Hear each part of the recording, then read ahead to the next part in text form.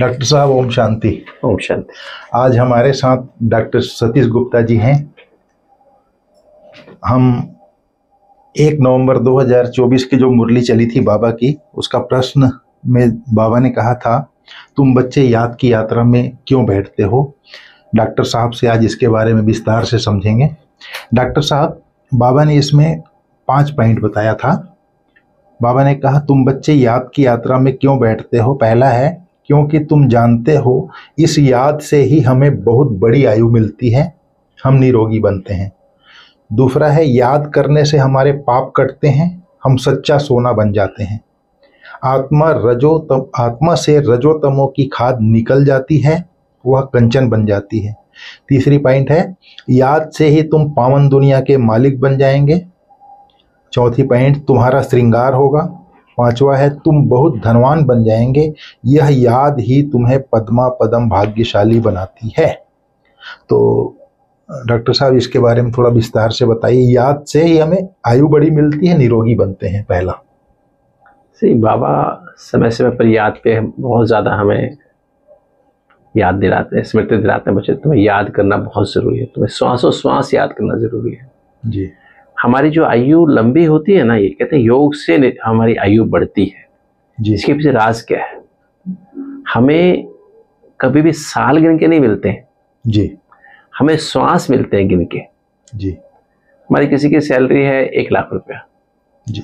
वो चाहे तो पूरा महीना में 50,000 में से अपना पूरा महीना निकाल ले, 50,000 बचा ले, जी। 2 महीने काम चल जाएगा। जी।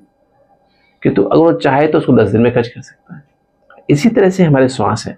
जी। मान लीजिए मेरे पास श्वास इतने सांस है जो 14 पर मिनट के हिसाब से 1 मिनट में लगभग 14 सांस लेते हैं। जी। रात में लगभग हम 12 सांस लेते हैं एवरेज।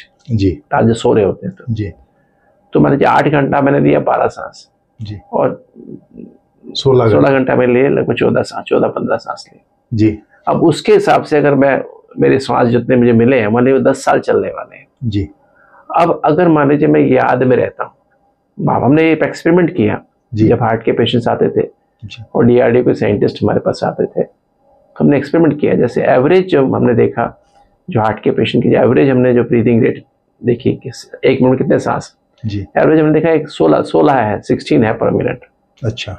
और हमने उनका 1 हफ्ता उनको राजयोग सिखाया, उनको सारा बॉडी के बारे में समझाया, सारा कुछ सिखाया, राजयोग का प्रयोग करना सिखाया जी।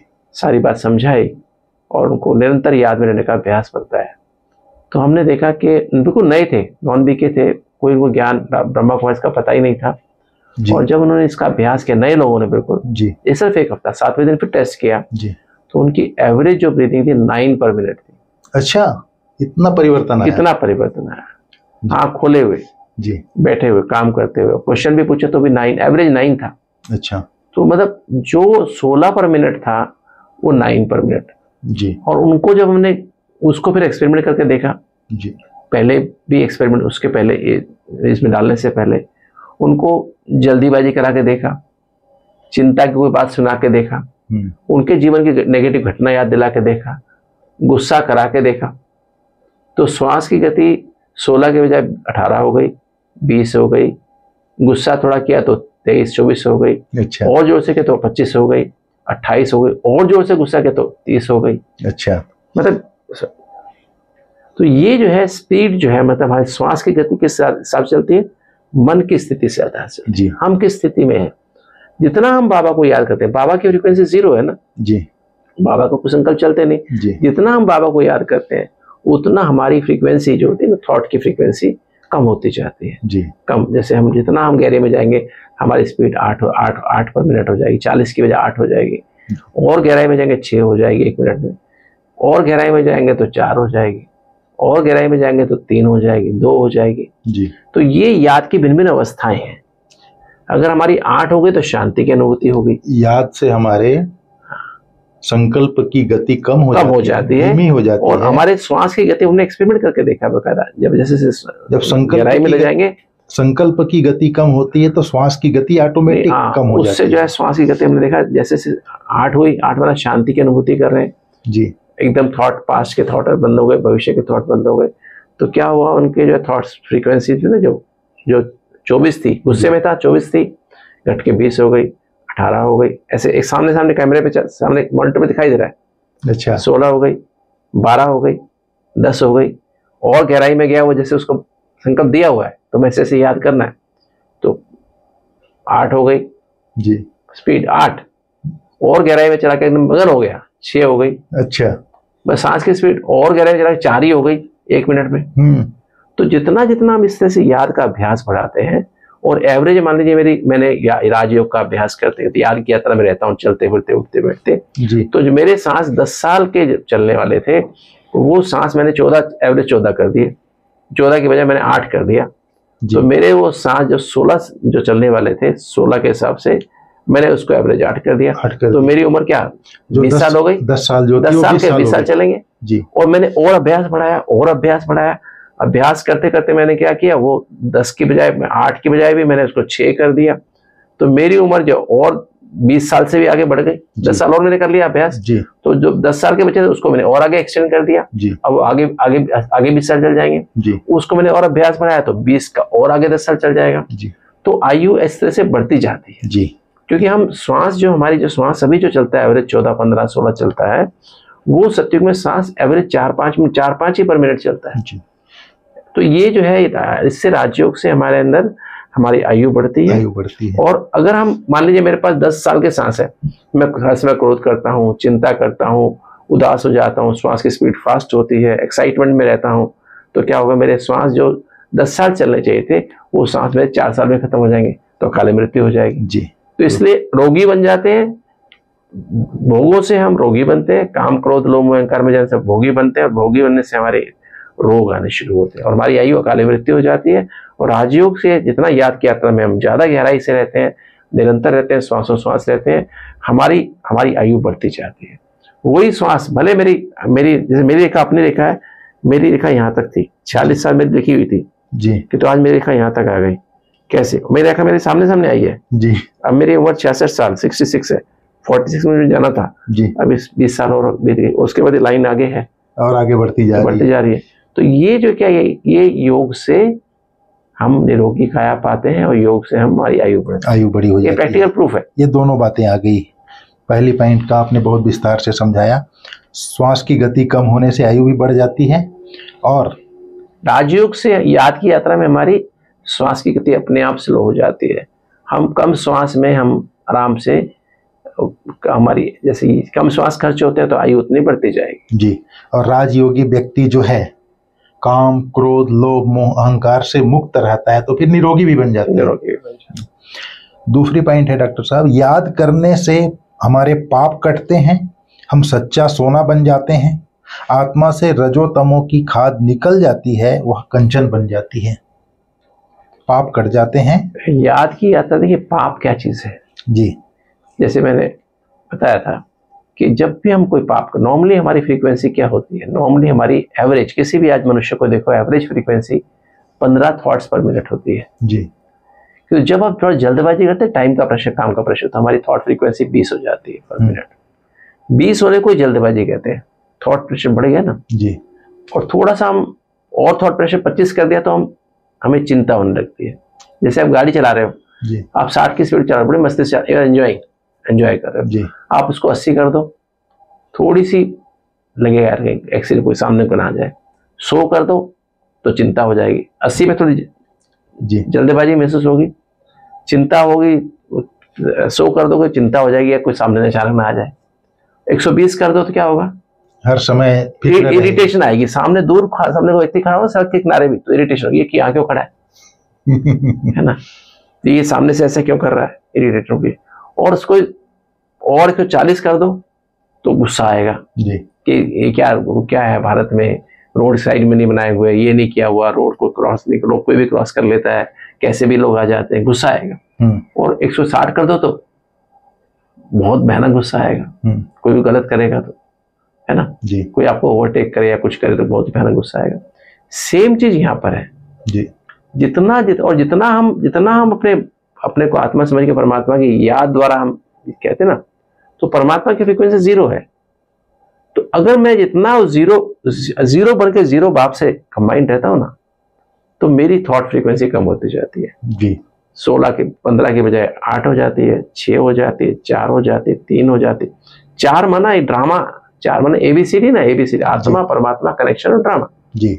ड्रामा इस दुनिया में है जी। जैसे हम ड्रामा को फुल स्टॉप लगाते हैं हम सूक्ष्म वतन में पहुंच जाते हैं। जी। 3 माना हम बाबा के साथ, एबीसी आत्मा बाबा और संबंध, तो मैं सिर्फ आत्मा बाबा और संबंध में खोया हुआ हूं जी। तो मेरी फ्रीक्वेंसी क्या पड़ गई 3। अब मेरे से कोई ड्रामा को फुल स्टॉप लगा दिया, अब मैं सूक्ष्म वतन बाबा के पास चला गया हूँ और 2 माना मैं बाबा की गोद में पहुंच गया हूँ, आनंद की स्थिति है। 3 माना सुख की अनुभूति बाबा के सामने, पाना था सो पा लिया, काम क्या बाकी रहा, सर्व प्राप्ति संपन्न हो गए, बाबा मिल गया, सब कुछ मिल गया, अच्छा संतुष्ट हो गई, इच्छा मात्र में विद्या हो, बाबा मिल गया, कुछ चाहिए नहीं। और 2 माना बाबा की गोद में चला गया हूँ, बाबा से बस लवलीन हो गया हूँ, बस बाबा ही बाबा, बस बाबा, उस सागर में समा गया हूँ, ज्ञान का सागर, पवित्रता, शांति, प्रेम, सुख, आनंद का शक्ति का सागर और सर्व संबंधों के महीन सार वाली याद, बस बाबा ही मेरा संसार है, उसमें चला गया। अब वह 2 से भी 1.5, 1.4, 1.2, 1.1, मैं 1 में ही जा रहा हूँ। तो ये क्या स्थिति, एकदम आनंद, परमानंद, जिस तुरीयावस्था कहते हैं ना, उसमें चला गया। तो अभी क्या हो रहा है, मेरे क्या हो रहा है, ये जब मेरे सारे विक्रम विनाश होते जा रहे हैं। अच्छा, जीरो से जुड़ रहा हूँ, जितना जीरो के नजदीक जा रहा हूँ, 1 माना अच्छी स्थिति 0.9 पे चला गया, तो कहते हैं 1 को 100 से गुना करो तो आंसर क्या आएगा, क्या आंसर आएगा, 90 आएगा, 1 का 100 आएगा, 1 को 100 से 100, तो 0.9 कर दो तो कितना हो जाएगा, 0.9 इंटू 100 कितना हो जाएगा, 90 हो गया। तो 10% पाप कट गए। तो अगर मैं शरीर में भी खो जाऊं, शरीर में आत्मा बिल्कुल देह से अलग, एकदम अलग, उसकी गहराई में भी खो गया, बस 0.9 हो गया तो 10% पाप कट गए जी। 0.8 हो गया तो 20% पाप कट गए। 0.7 हो गया तो 30% पाप कट गए। तो ऐसे करते करते करते मानो 0.1 हो गया तो कितना हो गया, 90% पाप कट गए।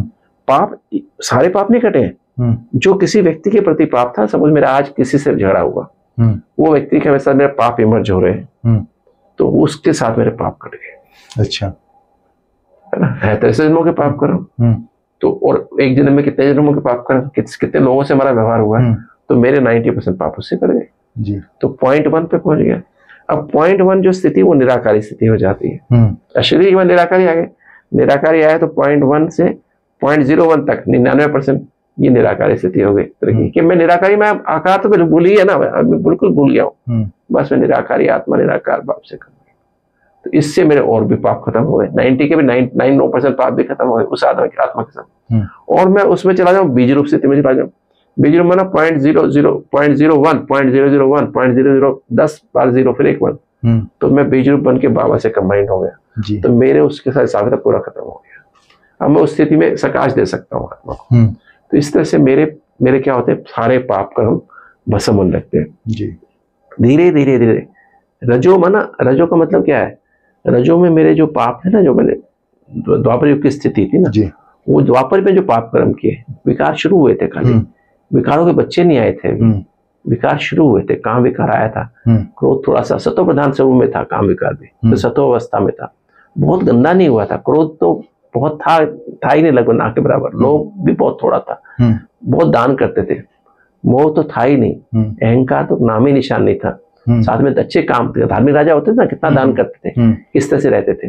तो अभी वो अवस्था आ गई, पर वो भी मेरे को क्या है, वो मेरे को ब्राह्मणों को खा जाती है, उसको भी छोड़ना है, नहीं मुझे बिल्कुल अशरीर स्थिति, चलते फिरते अभ्यास करते करते वो सतो रजो का भी खत्म, और तमो खत्म, तमो तो खत्म हो गया, फिर रजो भी खत्म हो जाता है, आत्मा सतो प्रधान बनती जाती है जी। सतो बना 7 प्रधान बना भरपूर, 7 गुणों से भरपूर बनती जाती है।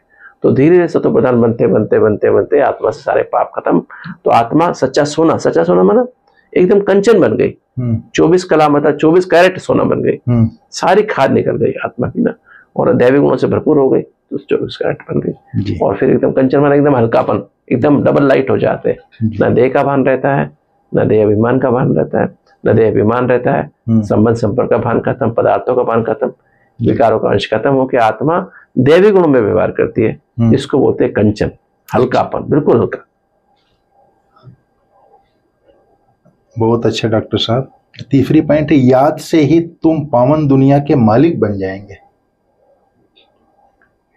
जितना हम बाबा को याद करते, जितना हम सतो प्रधानता आती जाती है जी, आत्मा पवित्र बनती जाती है जी, साथ में प्रकृति सतो प्रधान बनती जाती है। तो जब आत्मा एक संगठन में, जब हम आत्माएं कम से कम 108 आत्माएं जब ऐसी एकमत और एक स्थिति में प्राप्त कर लेती हैं, तो प्रकृति के पांचों तत्व जी एकदम हलचल में आते हैं।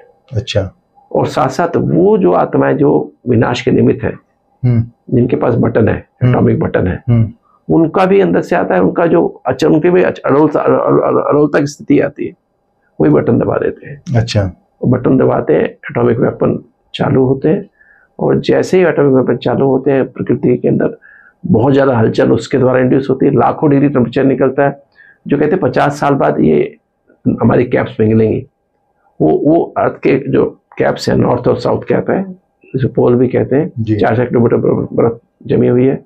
जो काम 50 साल में होने वाला था, वो काम कुछ ही दिनों में वो बर्फ पिघल करके और सारा धरती जो है, अर्थक्वेक्स, सुनामीज, साइक्लोन्स, सब एक साथ, आग, सब कुछ एक साथ इकट्ठा होता है और सारी जो प्रकृति एकदम सब कुछ चेंज कर देती है। तो प्रकृति भी हमारी जो तमो प्रधानता छोड़ देती है, प्रकृति सतो प्रधान बन जाए, पांचों तत्व सतो प्रधान बन जाते हैं इस हलचल के द्वारा जी। तो एकदम से प्रकृति भी सतो प्रधान बन गई, तो तन भी पवित्र, आत्मा भी पवित्र, तो क्या हो गया, पवित्र दुनिया के मालिक बन पवित्र दुनिया। अब बनाने वाले कौन, हम ही है पवित्र दुनिया, तो मालिक भी हमें बनेंगे। तो अब इस तरह से जब हम अपने ऑटोमेटिकली जो हमारी स्थिति से, क्योंकि वो 108 आत्मा मालिक बनती है ना, बाकी आत्मा प्रजा बनती है, तो वो फील तो उनको भी होता है, क्योंकि कंट्रीब्यूशन तो उनका भी रहता है। क्योंकि हर आत्मा के पीछे, जैसे मान लीजिए अष्टतन है, अष्टतन के पीछे एक एक आत्मा के 100 करोड़ लोग हैं, 108 है, तो उनके पीछे भी कितने हैं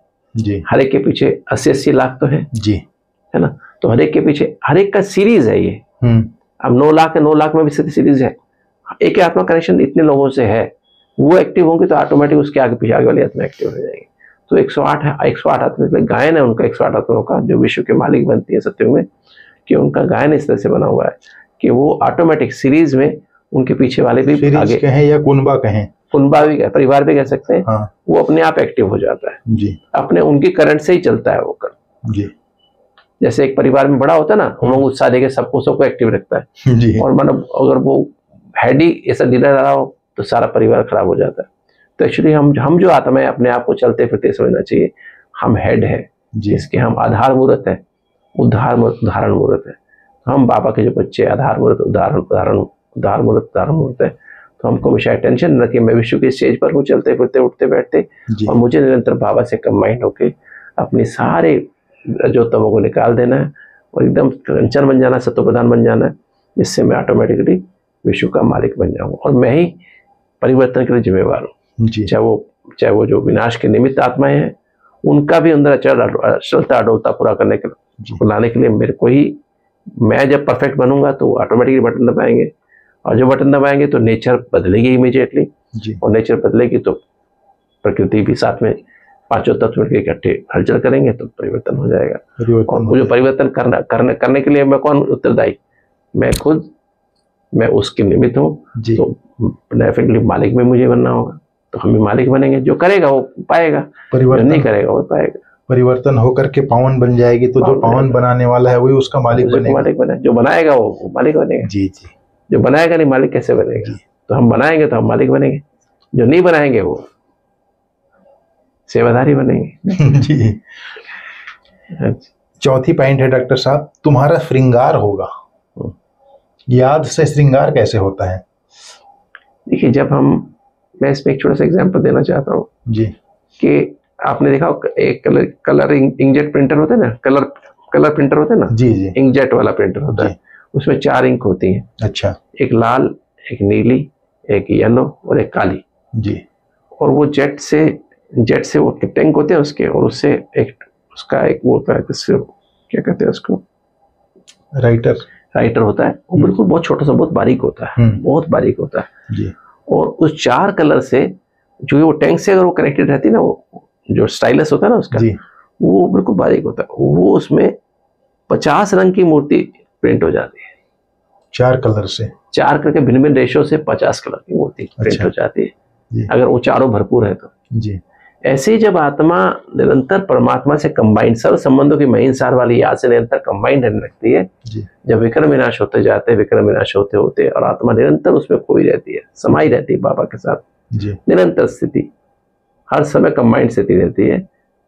विष्णु जैसे विष्णु है ना, जैसे लक्ष्मी नारायण कंबाइंड रूप ने कहा, आत्मा परमात्मा का कंबाइंड, नारायण का कंबाइंड रूप है ना, ये कहीं आत्मा परमात्मा कंबाइंड रूप निरंतर रहता है। तो वो स्थिति में हमारी अंतिम, जैसे कर्मातीत स्थिति कहते हैं, उस स्थिति में क्या होता है, और अशरीरी स्थिति, जब वो कंबाइंड स्थिति में फिर अशरीरी स्थिति में हम कर्म करते हैं ना, तो ऑटोमेटिक वो 7 गुण से, जो 7 गुण तो अंदर आत्मा में भरपूर है, बस कर्म में आएंगे ना तो कर्म में सत्यता दिखाई देती है, व्यवहार में दिखाई देती है, पवित्रता दिखाई देती है, निर्भयता दिखाई देती है, हमारे व्यवहार में सभ्यता दिखाई देती है, अंतर्मुखता दिखाई देती है जी, बैर की वैराग्य वृत्ति, अनासक्त वृत्ति दिखाई देती है।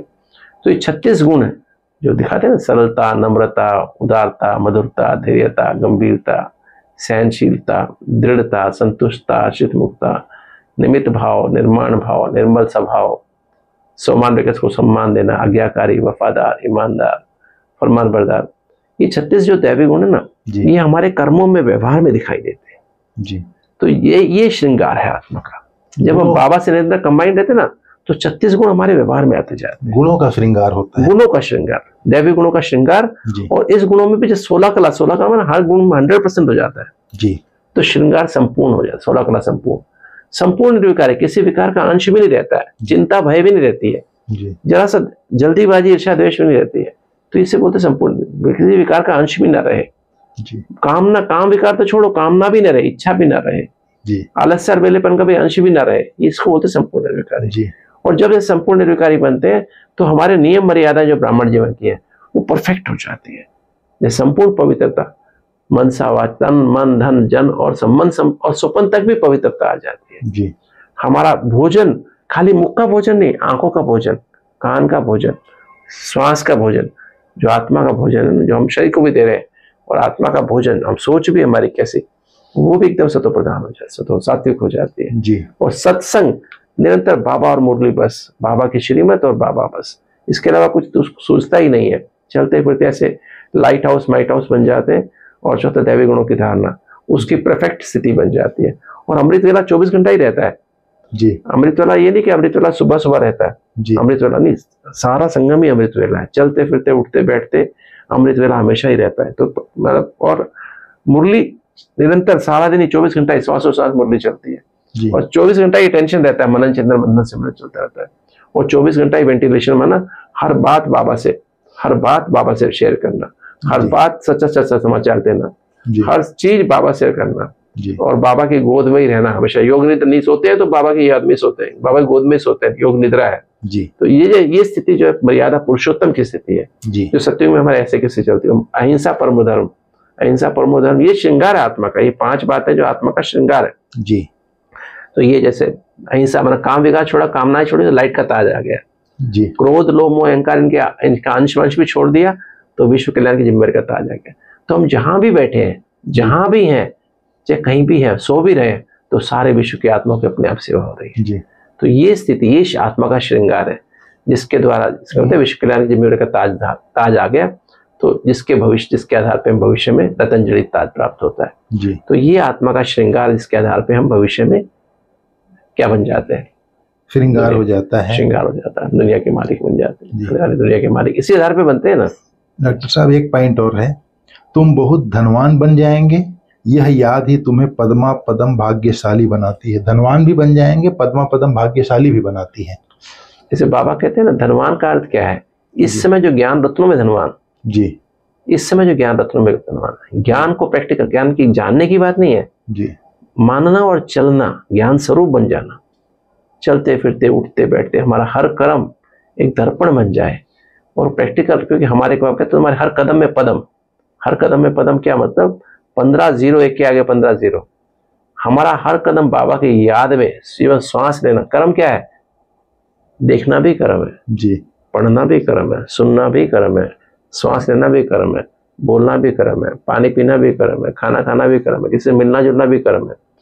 हर चीज में हमेशा बाबा से कंबाइंड होकर, सर्व संबंधों की महिंसा वाली याद से कंबाइंड होकर जब कर्म करते हैं तो हर कदम में हमारे पदम बन रहे हैं, है ना। हम पद्मा पदम पति, हमारे सारे महलों में एक एक पदम से भी ज्यादा महंगे वाले हीरे जवाहरात जड़े होते हैं।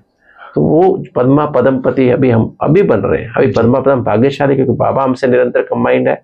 बाबा ने कहा मैं हमेशा तुम्हारे लिए अवेलेबल हूँ, हर समय, हर स्थान पर, हर कार्य में, सर्व संबंधों से तुम्हारे साथ हूँ जी। तो सिर्फ हमें अटेंशन रखनी है, निरंतर बाबा के साथ रहना है, बाबा से कंबाइंड रहना है। कर्म अपने आप होते रहेंगे, हर काम एक्यूरेट होता है। तो हमारे हर कदम में पदम ही आधार है धनवान बनने का, कि हम बाबा की श्रीमत पे, बाबा को दिल को सच्चा साफ बना के, बाबा को दिल में बिठा के और उसकी श्रीमत पे एक्यूरेट चलते रहे तो अपने आप ही, क्योंकि बाबा ही मेरा संसार है, मेरे हर संकल्प में बाबा है, हर बोल में बाबा, हर कर्म में बाबा, हर संबंध संपर्क में बाबा है, स्वप्न में भी बाबा ही है जी। ऐसी जिसकी स्थिति होती है उसका हर कदम में पदम, और ऐसा बच्चा बाबा का पद्मा पदम भाग्यशाली अर्थात धनवान, जिसको कोई चोरी, वो ऐसा धन जिसको कोई चोरी नहीं कर सकता जी। आने वाले आधा कल्प इसको कोई अखंड अविनाशी उसका राज्य चलता है। जो अभी अविनाशी ज्ञान रत्नों से भरपूर होगा वो ऑटोमेटिक धनवान बन जाएगा, स्थूल धन संपत्ति उसके पास स्वतः आ जाएगी। और हर कदम में पदम माना, एक के आगे 15 जीरो हो जाएंगे स्वतः, एक कदम के आगे 15 जी। ठीक है डॉक्टर साहब, बहुत बहुत धन्यवाद आप। थैंक यू, नमस्कार जी।